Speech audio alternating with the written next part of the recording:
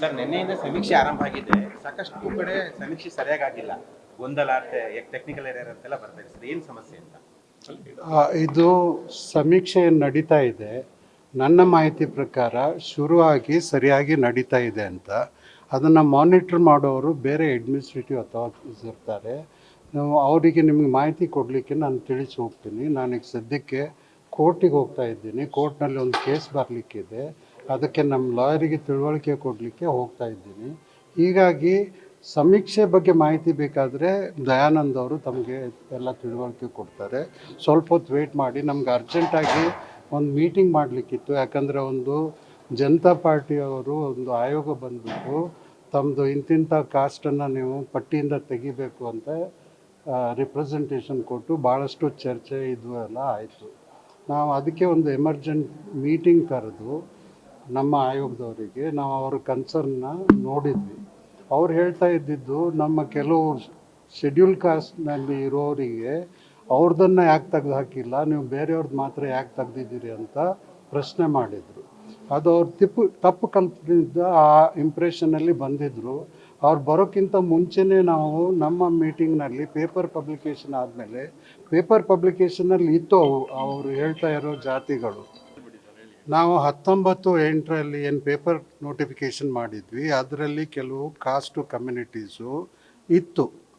ಅದನ್ನು ನಾವು ನೋಟಿಫಿಕೇಷನ್ ಕೊಟ್ಟಿದ್ದು ಯಾವುದಾದ್ರೂ ಕೈ ತಪ್ಪಿದರೆ ನಮಗೆ ತಿಳಿಸಿ ಅಂತ ಹೇಳಿ ನಾವು ನೋಟಿಫಿಕೇಷನ್ ಕೊಟ್ಟಿದ್ದು ಸೇರಿಸಿದ್ವಿ. ಅದರ ನಂತರ ನಾವು ವಿಮರ್ಶೆ ಮಾಡುವಾಗ ಕೆಲವು ಕಾಸ್ಟ್ಗಳನ್ನು ಹಾಕಬಾರ್ದು ಅಂಥೇಳಿ ನಾವಾಗೆ ತೆಗೆದುಹಾಕಿದ್ವಿ. ಅದು ನಮ್ಮ ಪಟ್ಟಿಯಲ್ಲಿ ಇದೆ ಅಂತ ತಪ್ಪು ಕಲ್ಪನೆಯಲ್ಲಿ ಜನತಾ ಪಾರ್ಟಿ ಲೀಡರ್ಸು ಎಲ್ಲ ಬಂದುಬಿಟ್ಟು ನಮ್ಮದನ್ನು ತೆಗಿಬೇಕು ಅಂತ ಒಂದು ಮನವಿ ಮಾಡಿದರು. ಅದಕ್ಕೆ ನಾವು ಒಂದು ಎಮರ್ಜೆಂಟ್ ಮೀಟಿಂಗ್ ಕರೆದು ಈಗ ತೀರ್ಮಾನ ತಗೊಂಡು ಅದನ್ನು ವಿಮರ್ಶೆ ಮಾಡಿದ್ವಿ. ಅವ್ರು ತಪ್ಪು ಕಲ್ಪನೆಯಲ್ಲಿ ಬಂದಿದ್ದರು. ಆ ಕಾಸ್ಟ್ ಅವ್ರು ಏನು ಬರೆದು ಕೊಟ್ಟಿದ್ದಾರೆ ಅವ್ರ ರಿಪ್ರೆಸೆಂಟೇಷನಲ್ಲಿ, ಆ ಕಾಸ್ಟ್ ನಮ್ಮ ಪಟ್ಟಿಯಲ್ಲೇ ಇಲ್ಲ. ಅವ್ರ ತಪ್ಪು ಕಲ್ಪನೆಯಿಂದ ನೀವು ಬೇರೆಯವರಿಗೆ ಕನ್ಸಿಡರ್ ಮಾಡಿದ್ರಿ, ನಮ್ಮ ತೆಗ್ದು ಹಾಕಲಿಲ್ಲ ಅಂತೇಳಿ ಬಂದಿದ್ದರು. ಅದು ನಾವೇ ಮುಂಚೆನೇ ತೆಗ್ದಿರೋದ್ರಿಂದ ಈಗ ತೆಗೆದಾಕೋ ಪ್ರಶ್ನೆ ಬರೋದಿಲ್ಲ ಆಯೋಗ ಬಂದಿದ್ದಕ್ಕೆ. ಅದನ್ನು ತಿಳಿಸು ಅಂತ ಹೇಳಿ ಒಂದು ಪ್ರೆಸ್ ನೋಟು ಕೊಡ್ತಾ ಇದ್ದಾರೆ ನಮ್ಮ ಆಫೀಸ್ನವರು. ಅಷ್ಟು ಮಾತ್ರ ನಾನೀಗ ತಿಳುವಳಿಕೆ ಕೊಡಬಲ್ಲೆ. ನನಗೆ ಬೇರೆ ಪ್ರಯಾರಿಟೀಸ್ ಇದೆ. ನಾನು ಕೋರ್ಟ್ ಹತ್ರ ಹೋಗ್ತಾ ಇದ್ದೀನಿ. ಕೋರ್ಟ್ನಲ್ಲಿ ನಮ್ಮ ಕೇಸನ್ನು ಡಿಫೆಂಡ್ ಮಾಡಬೇಕು. ಬಾಕಿ ಎಲ್ಲ ನಿಮ್ಮ ಈಗ ನಡೀತಾ ಇರೋ ಸಮೀಕ್ಷೆ ಬಗ್ಗೆ ಏನಾದರೂ ಇನ್ಫಾರ್ಮೇಷನ್ ಬೇಕಾದರೆ ದಯವಿಟ್ಟು ವೆಯ್ಟ್ ಮಾಡಿ. ನಮ್ಮ ಸೆಕ್ರೆಟ್ರಿಗಳಿದ್ದಾರೆ, ಅವ್ರ ಹತ್ರ ಕೇಳಿ ಅವ್ರಿಗೆ ಇನ್ಫಾರ್ಮೇಷನ್ ಇರ್ಬೋದು. ನಾವು ಡೇ ಟು ಡೇ ನಾನು ಮಾನಿಟರ್ ಮಾಡೋದಿಲ್ಲ, ನನ್ನ ಕೆಲಸ ಅಲ್ಲ ಅದು. ಹಾಗೇನಾದರೂ ಕನ್ಸರ್ನ್ ಇದ್ದರೆ ನನ್ನ ಗಮನಕ್ಕೆ ತರ್ತಾರೆ, ನಾವು ಅದನ್ನು ರಿಸಾಲ್ವ್ ಮಾಡ್ತೀವಿ. ನನಗೆ ಈಗ ತಿಳಿದ ಮಟ್ಟಿಗೆ ಯಾವುದೂ ಅಂಥ ಕನ್ಸರ್ನು ಆಗಿಲ್ಲ. ಅವು ಸಣ್ಣ ಸಣ್ಣ ವಿಷಯಗಳನ್ನು ಇದ್ದಿದ್ದು ಅಡ್ಮಿನಿಸ್ಟ್ರೇಟಿವ್ ಅಥಾರಿಟೀಸು ರಿಸಾಲ್ವ್ ಮಾಡ್ತಾರೆ, ನಾನು ಮಾಡೋದಲ್ಲ. ಅದು ನನ್ನ ಜಾಬ್. ಕ್ರಿಶ್ಚಿಯನ್ ಜೊತೆ ಜೋಡಣೆ ಆಗಿರುವಂಥ ಹಿಂದೂ ಉಪಜಾತಿ ಯಾವುದೂ ಇಲ್ವಾ? ನೀವು ಇಂಥ ಪ್ರಶ್ನೆ ಕೇಳಿದರೆ ನಾನು ಆನ್ಸರ್ ಮಾಡೋಕ್ಕಾಗಲ್ಲ. ನಾನು ನಿಮಗೆ ಹೇಳಿದೆ,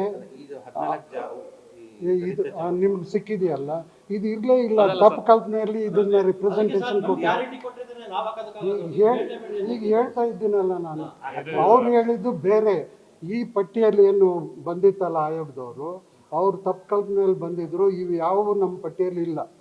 13 ಜಾತಿಗಳಿದಾವೆ ಸರ್ ದಲಿತ. ನೀವು ನಂಬರ್ ಕೇಳಬೇಡಿ. ನಾನು ಕನ್ಫ್ಯೂಷನ್ ಕ್ರಿಯೇಟ್ ಮಾಡೋ ವಿಚಾರದಲ್ಲಿಲ್ಲ. ನೀವು ಏನು ತೋರಿಸಿದ್ರಲ್ಲ 14 ಇದೆ, 13 ಅಲ್ಲ. 14 ಪಟ್ಟಿಯಲ್ಲಿ ಇಲ್ಲ. ಅವ್ರು ಇದೆ ಅಂತ ತಪ್ಪು ಕಲ್ಪನೆಯಲ್ಲಿ ತೆಗೆದಾಕಿ ಅಂತ ಬಂದಿದ್ರು. ತೆಗೆದಾಕೋ ಪ್ರಶ್ನೆ ಇಲ್ಲ. ಅದು ಇಲ್ದಿದ್ಮೇಲೆ ಎಲ್ಲೂ ತೆಗೆದಾಕಿ ಅದನ್ನ ತಾವು ತಿಳಿಸಿ. ಯಾವುದಾದ್ರೂ ಕ್ರಿಶ್ಚಿಯನ್ ಜೊತೆ ಜೋಡಣೆ ಮಾಡಿರೋ ಆ ಪ್ರಶ್ನೆಗೆ ನಾವು ಆ ಥರ ಏನು ತೀರ್ಮಾನ ಮಾಡಿಲ್ಲ. ಆಯೋಗದವ್ರು ಬಂದವರು ಇದು ತೋರಿಸಿದ್ರು, 14 ನೀವು ಹಾಕಿದ್ದೀರಿ ಅಂತ.